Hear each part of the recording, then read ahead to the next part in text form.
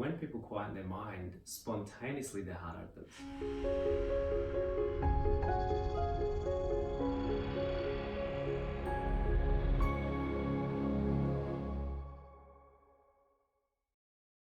Hey guys, it's Michelle, and I want to welcome you to a conversation that I had with the directors behind The Portal, an experiential documentary that uses music to paint beautiful soundscapes and angles that transport the viewers through the narration of several people who have gone through crises and have discovered a tool that helped transform them and propel change. Right now, many people don't even know that their inner space exists. Meet our directors, Tom, a finance man turned meditation expert, and Jacqui, an international DJ turned filmmaker. We get to hear some of their life story that ultimately inspired the making of this film. I wasn't able to literally go to work. I had to leave my job. I'd been a broker for 10 years and the stress symptoms were so extreme. I was sent to clinics, put on psych watch and in hospitals, put on pharmaceuticals. And agoraphobia is the inability to leave the house. So I'm stuck at home. And I was watching a lot of TV, and there was a documentary about a property developer that was one of Australia's leading property developers, and there was this tiny slither of that story where he was using meditation, and he talked about how meditation was a tool that he used to be successful, and I was like, wow, that looks amazing. So that was where I started to look into meditation. I tried all these different techniques, I did all my research, but I found one particular technique at the time. It was called transcendental meditation. That was like the starting point for me, and over time, I just really found that practice was so powerful at getting me deep really quickly. So it wasn't difficult for me to sustain that practice because it was literally one of the most blissful things I could do each day. I was really looking forward to the practice. I was DJing for a long time, but one day I remember being in a club, playing like a 5-hour set, and just sort of standing there, and it was one of those venues where the bulk of the people are in a garden, but you're inside. So people are enjoying the music, and they are because they come by and they tell you, but you can't see them necessarily. And I just felt like, I'm wasting my life doing this. Like it wasn't the music, because I love the music, but it was me standing in this same spot for 5 hours. This is not what I'm supposed to be here to do. And so I left it not long after that and try to get back into film.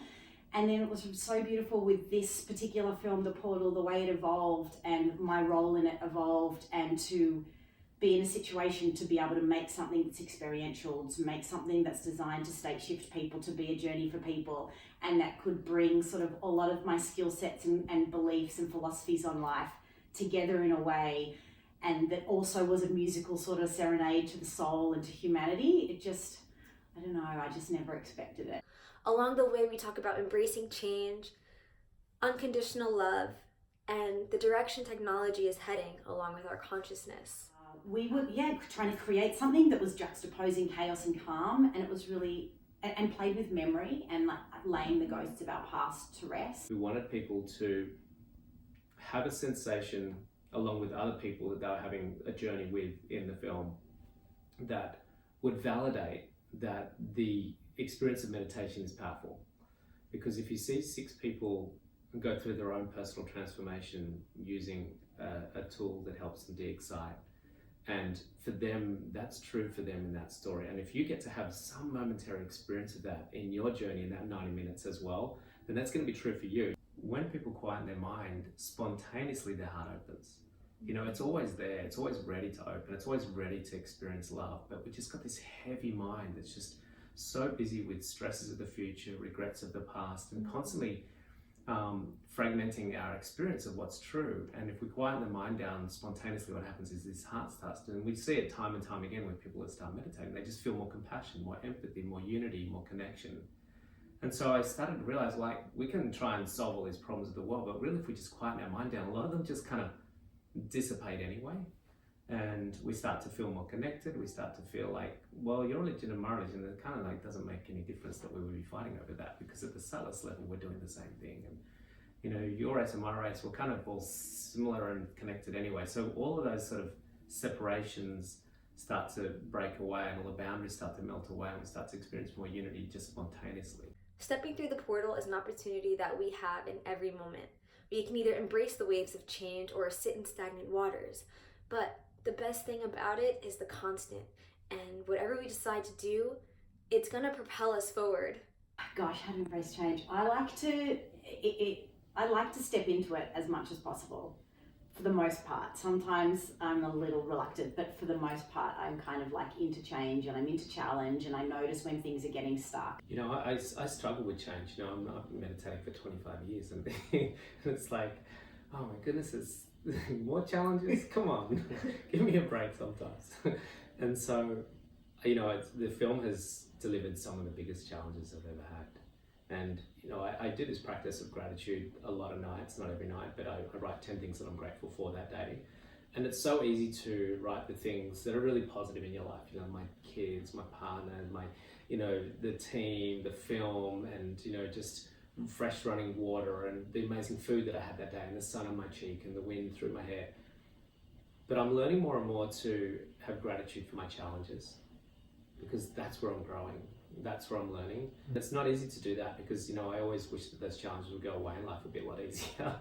But it's actually, as I expand my awareness and I develop my ability to see through the layers of life and realize that this is where I'm, you know, expanding. This is where I'm growing. It's like I'm at the boundary line of that next level for me. And so for all of us, the greatest gift I think we can do is to look at every aspect of our lives, and if we're able to just flip that and go, well, what is it this is offering me as a growth mechanism? What is it that this is offering me as something that I need to look within myself and see that there's something here that it's teaching me?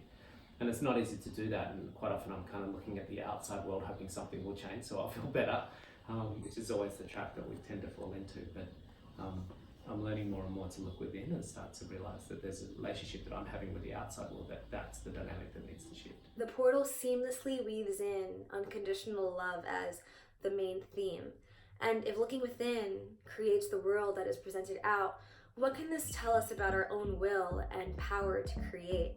I want to understand more about happiness. I want to learn to understand people better. We're seeing incredible, rapid, fast tracking of technological advancements and weaponry, but what we're not seeing is fast tracking of awakening. The state of consciousness we're in collectively, it's a distraction.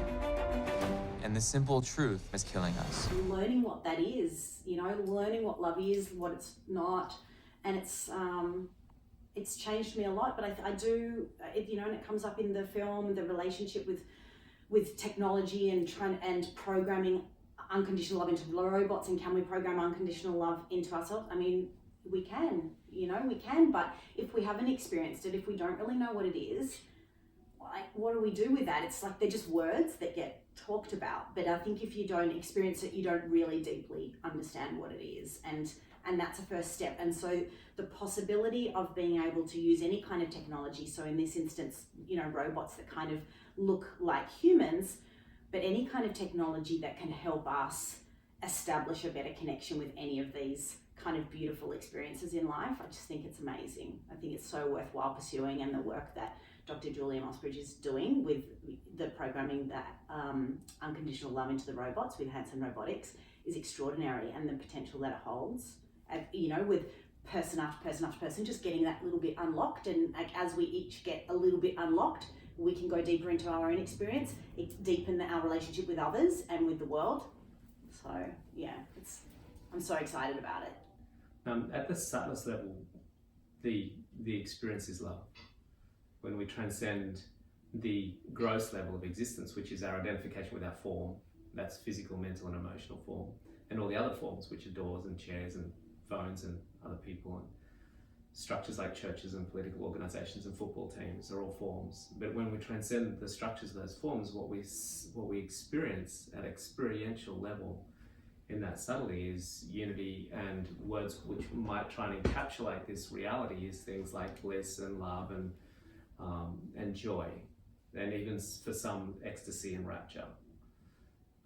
And that enables us to experience the truth, like the subtlest of truth. And then on the gross level, that's also true, but it's just a very gross level of what is true. And so when we're in that gross level of existence, we see separation, we see boundaries, we see differences, we see lack because there's more there than what I've got here, or there's less here, and it just creates all this confusion and conflict.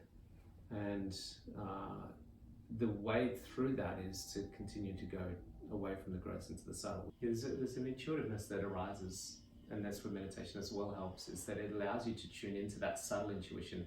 It helps us move more fluidly through life without waiting for cataclysmic events to try to direct us forcefully, rather than us, just gently deviating. And like Mikey says in the film, like an Aikido move, you bend and sway and move with the opposition rather than waiting to get trapped in the head. You're watching Flux Air. Discover what's out there.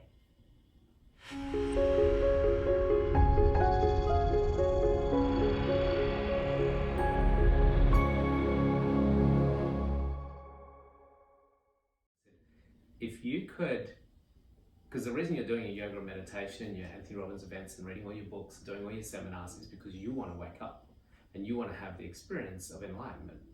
So if you could have the experience of enlightenment tomorrow, and you didn't have to do your yoga, you didn't have to do your meditation, because that's what you're doing. You didn't have to do your seminars, you didn't have to do your conferences, you didn't have to read your books. Would you take it? And you know what they said?